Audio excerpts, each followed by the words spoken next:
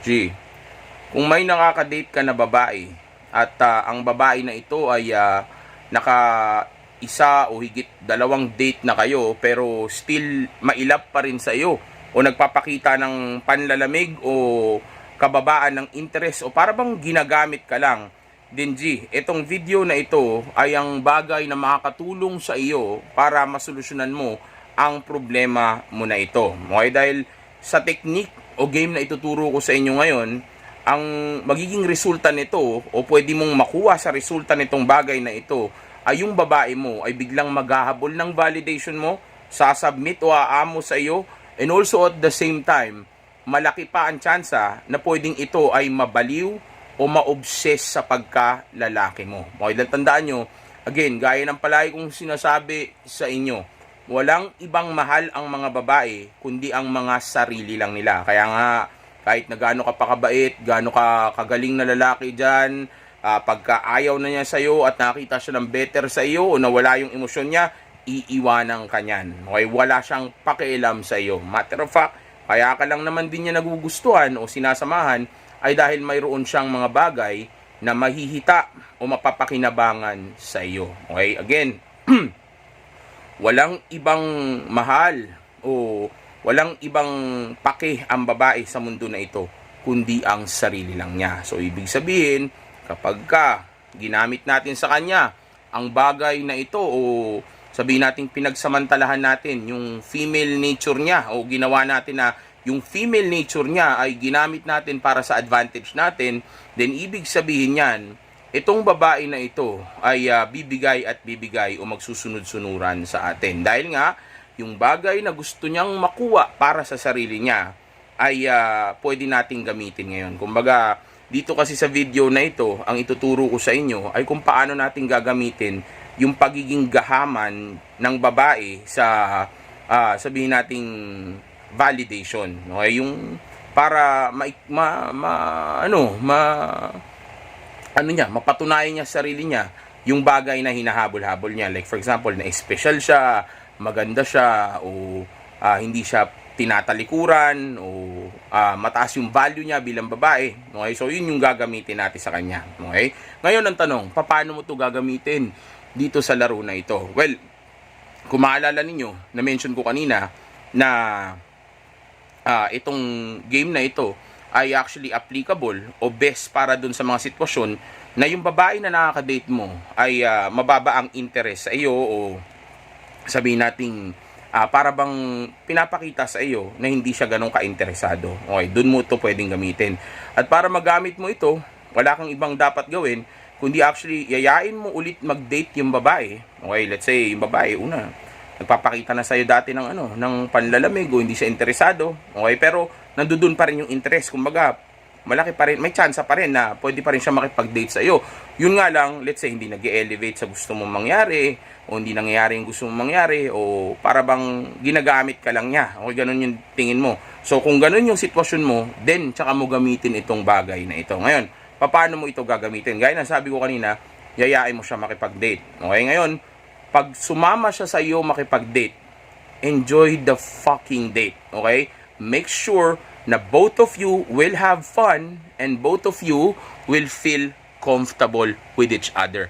Lalong-lalo na itong babae na ito. Well, actually, kahit ikaw, kahit di ka na maging ganun kakomportable sa kanya, o sabihin natin, well, importante pa rin na maging komportable ka at maging masaya ka dun sa date ninyo kasi yung date na yun ay para sa iyo. Okay, kumbaga, kaya mo lang naman siya sinama, para mas maging masaya ka. Kumbaga, like for example, kung gusto kong lumabas ngayon at pumunta sa restaurant o kumain ng steak, then mas okay kung may kasama akong babae na 'di ba, nag-aasikaso sa akin, naglalambing sa akin, o pagkatapos namin kumain ng steak, yung T-bone ko naman ang kakainin niya. 'Di ba? Mas masaya yung ganoon, 'di ba? Kumbaga, lakad mo nga ito, kasama lang siya para additional sa fun mo. Okay? So ngayon, gaya ng sabi ko kanina, better na o dapat lang na maging masaya kayo dun sa date. Okay? So, make sure na hindi lang kain yung well, hindi ko masasabing dapat madami kayong gawin o gumastos ka ng malaki. Ang punto ko lang ay dapat maraming activity o ganap na pwede mangyari. Like, for example, kumain kayo. Okay? Tapos, after nyo kumain, let's say, pumunta kayo sa isang lugar kung saan let's say pwede kayong maybe skate, okay, o whatever na trip mo, kasi dapat trip mo eh. Okay, dapat kung ano yung gusto mong gawin. Like for example, yun nga, pagkatapos yung kumain, nagpunta kayo sa isang lugar na saan pwede kayong mag-sports o gumawa ng kung anumang activity. Like for example, maybe an amusement park, okay? Kung saan masaya mag-rides, 'di ba? Tapos kasama mo siya at kayong dalawa ay may enjoy o nag-i-enjoy dun sa moment na yun. Kumbaga, dapat yung date ninyo ay maging fun o isang sitwasyon o pangyayari sa buhay niya na hindi niya basta makakalimutan. Okay? Well, again, ulitin ko, huwag kang magpakabeta, huwag kang mag-simp, okay? Huwag mo tong gawin para sa kanya. Pero yung ibig sabihin ko lang, kaya ito yung tinutukoy ko ngayon tinuturo ito sa inyo ngayon ay dahil gusto kong malaman ninyo na sa moment na yon, para lumabas yung full potential ng babae, of course, she has to have fun. And also at the same time, kaya ako gusto na maging masaya siya sa mga oras na yan ay dahil nga after ninyong mag-usap o magsama, okay, ito na yun, after ninyong mag-date at magpakasaya, okay, pag uwi ninyo, hindi mo na kakausapin itong babae na ito. Okay? Magpo-pullback ka. Hindi ka na magme-message, hindi ka magre-reply ng sabihin nating agaran, yung mabilis, o hindi ka kagad magre-reply. Matter of fact, pag nag-message siya sa'yo after ng date ninyo, magre-reply ka kinabukasan na at sasagutin mo lang yung tanong niya, tapos sasabihin mo sa kanya itong salita na ito. Sabi mo sa kanya na alam mo, sa tingin ko, mas mabuti kung maging magkaibigan na lang tayo. Ingat ka. Okay, yun lang ang sabihin mo sa kanya. Okay? Pag nag-reply, pag nag-message siya sa'yo, tapos nireplyan mo yung message niya. Okay, like for example, kinamusta ka niya. Hello, kamusta ka? Di ba, masaya siya. Di ba, alam niya, okay lang kayo. Tapos, di ba, nag-enjoy siya. Di ba, ang dami nangyari. Well, siguro, yung interest level niya sa'yo, hindi pa rin ganun kataas. Okay, siguro, yung attraction niya ay nanatili pa rin sa kung anong level yon. Okay? Pero of course, dahil nag-enjoy siya dun, then of course, ang dating sa kanya nun, o ang impact sa kanya nun, ay of course, magmamarka yun sa kanya. So, ibig sabihin, magiging lamang ka rin ng utak niya. Hindi dahil gusto niya na kaagad magpakama o may gawin kayo sa loob ng kwarto, kundi dahil nag-enjoy nga kasi siya dun. Like for example, yung mga kakilala natin na nilibre tayo sa gantong lugar, di ba? Di ba hindi natin nakakalimutan yun, nagmamarka sa utak natin yun. So ngayon, ganun yung mangyayari dun sa babae na iyon o yung gusto kong mangyari dun sa babae na iyon. Maging unforgettable experience sa kanya yung araw na lumabas kayo. Again, huwag kang gumastos ng malaki, dapat budgeted lang, okay? Pero dapat maraming ganap o activity na mangyayari sa inyo habang magkasama kayo sa mga oras na yun.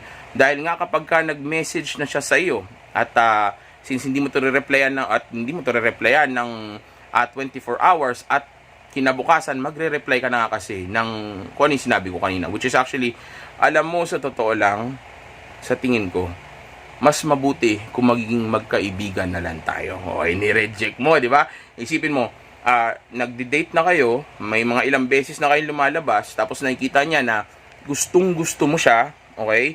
Tapos yung huli pang date ninyo ay nag-enjoy pa siya, okay? Tapos ngayon bigla-bigla magpo-pullback ka, di ba? Bigla-bigla babawiin mo yung mga bagay na pinapaniwalaan niya sa utak niya. Tandaan mo, ang babae ay makasarili. Wala siyang ibang mahal o gusto kundi ang sarili lang niya. So kung puputukin mo yung ego na yon at ipaparamdam mo sa kanya na hindi mo siya ganun kagusto o sa totoo lang nire-reject mo na siya o halos itapon mo na siya, maniwala ka sa akin, G, yung babae na ito ay lalo mas magiging interesado sa iyo dahil nga yung bagay na pinapaniwalaan niya na pwede niyang makuha sa iyo ay ngayon ay pwede nang mawala sa kanya. Okay, so since mawawalan siya at makasarili siya at sa iyo galing yung supply na iyon, then malaki ang tsansa na yung bagay na inaasahan niya na sana pwedeng maging sa kanya ay hahabulin niya ito. Okay, hindi lang yung fun, hindi lang yung emotions, kundi pati yung validation na espesyal o mataas ang value niya. Ayaw ng babae ng rejection, tandaan yan. Okay, yes, alam ko na pwede rin baka hindi maghabol, Pero tandaan mo, ikaw na rin may sabi mismo, o ikaw din mismo nakakapaniwala sa sarili mo, na itong babae na ito ay mababa naman ng interest sa'yo. So, you have nothing to lose. Matter of fact, itong ginagawa natin ay, kumbaga, tapo na lang 'to eh. Kumbaga, testing na lang talaga 'to eh, kung may mangyayari pa. O dahil nga, itong babae na ito ay mababa ang interest sa iyo. Pero pag magawa mo ito ng maayos, then pwede kung kahit paano ibida sa iyo na itong babae na ito ay magagawa mong mapataas yung interest at attraction level niya kasi nga may bagay na siya na hahabulin ngayon sa'yo na kung special ba siya, na talagang tatablahin mo lang ba siya, lalo na kung nag-enjoy pa siya nung last time na lumabas kayo. Okay? And also at the same time, of course, tataas ang value mo sa mata niya dahil ang tingin niya sa sarili niya nung una, Diyos siya, tapos ngayon bigla mo sinibak, bigla mo tinanggal, di ba?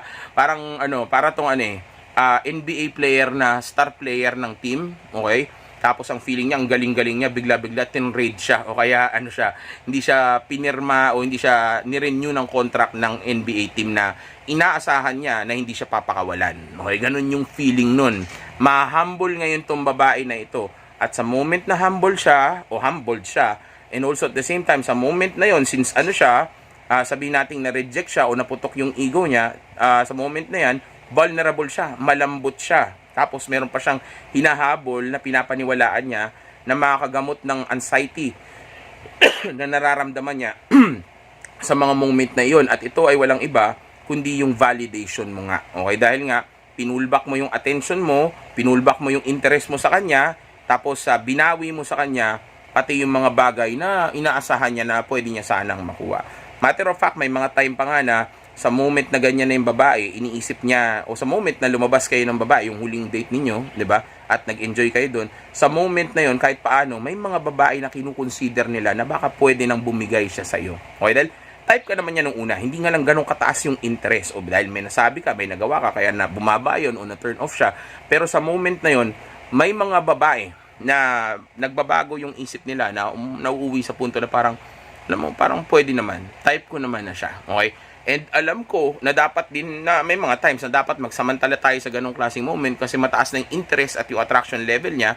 At gaya nga ng sinasabi ko palagi, since emotional ang babae, then we have to take advantage of that. Yes, alam ko, naiintindihan ko yon.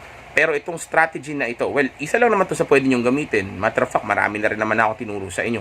Pero pwede nyong gamitin ito kasi nga, sa moment na iyon, okay?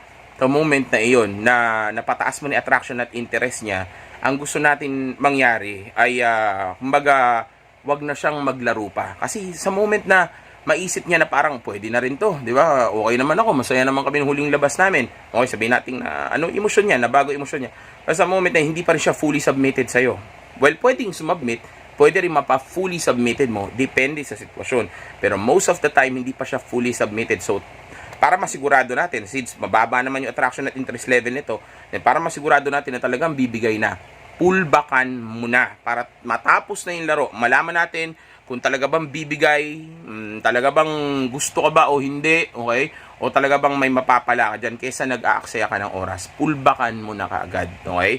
Sabi mo sa kanya, yung sinabi ko sa iyo, kapag ka nireplyan mo yung message niya after ninyong magkita, okay? Kinabukasan, since ang yabang-yabang niya dahil feeling reyna na naman siya o feeling prinsesa dahil may isang lalaking katulad mo na nakikipag-date sa kanya, okay? Sa moment na yun na ganun siya, putukin mo yung ego ng putang ina, okay? Sabihin mo sa kanya na alam mo, sa tingin ko, mas mabuti para sa atin kung magiging magkaibigan na lang tayo. And maniwala ka sa akin, maaring tanggapin yan, pero deep inside her, hindi niya kayang tanggapin yon, okay? Kaya ngayon, babawi siya at hahabulin niya yon para nang sa gayon, magustuhan mo na siya. Okay, parang ano yan yung mga babaeng nang re-reject sa atin o yung mga babaeng nakikipag-break sa atin. Di ba sa moment na gawin nila yan sa atin, biglang nagbabago yung pakiramdam o pagtingin natin sa kanila. Nagkakaroon tayo ng sense of urgency and fear na baka mawala yung babae na ito. Okay, well actually, I'm referring to the beta male at yung mga dati kong experience. Pero ngayon, hindi naman ako tatakot sa ganyang klaseng babae. Ako na ngayon gumagawa nun ngayon. Okay? Yung mga bagay na ito sa kanila. Okay? So, yeah. Yun yung mga pwedeng mangyari. So, sa moment na yun, na mag-reply siya, mag-reply ka after 24 hours, okay? Sabihin mo lang sa kanya na much better kung maging magkaibigan na lang kayo. maaring tanggapin niya yun. Pero again, magiging laman ka na ng utak niya. And asahan mo, one of these days, kukontak yan. Okay, hindi ko alam kung kailan, pero kukontak yan para kamustahin ka. Ngayon, pag kinamusta ka, ito ang i-reply mo sa kanya. O kahit anumang sabihin niya na let's say, may involvement sa relationship o sa romantic connection ninyo o sa dating ninyo, then ito ang sabihin mo sa kanya. Sabihin mo sa kanya na, kunyari, kinamusta ka, hello, kumusta ka na? Sabihin mo, I'm doing great. Sabihin mo sa kanya, I'm doing great. Thanks for asking. Pero sobrang busy ako ngayon. Pero sa Sabado, kailangan after 3 days, kung kailan man yung araw na, like for example, kung Tuesday ngayon, after 3 days, magkita kayo, Tuesday, Wednesday, Thursday, Friday, magkita kayo sa Saturday. Okay, sabi mo, pero sa Sabado o sa Saturday, may free time ako. Tara, labas tayo. Na parang wala bang nangyari. Na parang hindi mo siya tinabla o tinigil yung relasyon na romantiko na mayroon kayo ngayon. Okay? Wala, parang ipaparamdam mo sa kanya na na hindi nangyari yung bagay na yon. Though magtataka siya o kahit paano mawuwirduhan siya o isipin niya na type mo pa rin siya, nasa sa kanya na yun, nasa delusional na utak niya dahil nga sa moment na to, kumbaga naghahabol siya ng validation. So sa moment na yan, asahan mo magiging delusional talaga yan. Kung ano-anong iisipin yan para lang makaramdam siya ng validation kahit paano sa utak niya. Okay? Like for example na, type na niya ako ulit, gusto niya na niya ako ulit. Hayaan mo lang siya na isipin yun. Wala namang kumpirmasyon dun. Siya lang ang nag-iisip nun. Okay? At yung kumpirmasyon na yun, maniwala ka sa akin, hahabulin niya yan dun sa date na ninyo. Okay? So ngayon, yun nga, pagka sinabi mong ganun sa kanya, at pumayag na siya makipag-date sa iyo, then lipat ka na doon sa ibang mga video ko. Okay? Nandun na yung sagot kung paano mo itutuloy-tuloy hanggang sa makaabot na sa punto na may mangyari sa inyo, okay, ng matagal-tagal na panahon. Matter of fact, applicable ito kahit dun sa mga dinidate ninyo o sabihin nating naglalandi sa inyo ng mga babaeng may syota at may mga asawa na rin. Matter of fact, sobrang effective to sa kanila. Okay, dahil sa sitwasyon nila, since may syota yan at may asawa yan, sobrang validated yan. Hindi yan sanay na nire-reject siya. So kung i-reject mo yan, after mo iparamdam sa kanya na may interest ka o nagpe-pursue ka, then maniwala ka sa akin, mas malakas yung impact nito sa mga ganyang klaseng babae. Dahil nga hindi sila sanay na ginagawa sa kanila yan at matagal na lang inaasam yan na mabuhay ulit yung emosyon nila. Dahil nga sa moment na yan, pag nireject mo siya, magkakaroon siya negative na emotions, and since palagi naman positive ba nararamdaman niya, so magkakaroon ngayon ng pagbabago sa sa pattern o do sa usual na nararamdaman o ginagawa sa kanya, which is yung laging positive. So sa moment na yan, pag biglang nakaramdam siya ng rejection at negative, o sabi natin pinakita mo sa kanya na higher value ka, tas lower value siya sa'yo, katulad din ng babae na dinidate mong isa, okay, well, kahit sinong babae, pag pinaramdam mo sa kanya, napakita mo sa kanya, mas mataas ang value mo at mas mababa ang value niya, then magiging tama na yung dynamics o yung hypergamous nature na hinahabol ng babae na, o yung hypergamy ng babae na ito. Kasi nga, mas mataas na ang tingin niya sa'yo, tas mas mababa ang tingin niya sa kanya. So sa moment na yun, ang feeling niya, ang swerte niya, kasi nakakuha siya ng isang lalaki na mas mataas yung value sa kanya. Okay? So ganyan lang ang female nature, ganyan ang female psychology. So learn female nature, master the game, okay? Mag-focus sa grind and purpose, abutin ang tunay na potensyal, okay? Alam ko na ito ay para sa enjoyment lang naman natin, pero again, iba sa inyo kasi na in love o sila yung bumibigay, okay? So mag-ingat kayo dyan, okay? Pero of course, ayoko naman loko kayo ng babae o manakit kayo ng babae, dahil ginagawa lang natin to just to have fun and also at the same time to lead the woman dahil nga sobrang emotional nila. So most of the time, nakagawa sila ng maling desisyon, okay, na pwede makaapekto sa inyong dalawa o lalong-lalo na sa'yo, lalo na kung wala kang alam, 'di ba? So yeah, ganun lang. So pagka lumabas kayo, andiyan yung mga video natin na pwedeng maging guide mo kung ano mga para doon sa mga bagay na dapat mong gawin para makuha mo yung gusto mo. Pero doon sa sitwasyon na katulad nito, ang gagawin mo lang ay yung mga itinuro ko lang sa inyo. Okay? So again, safe X is the best X. Enjoy! Stay!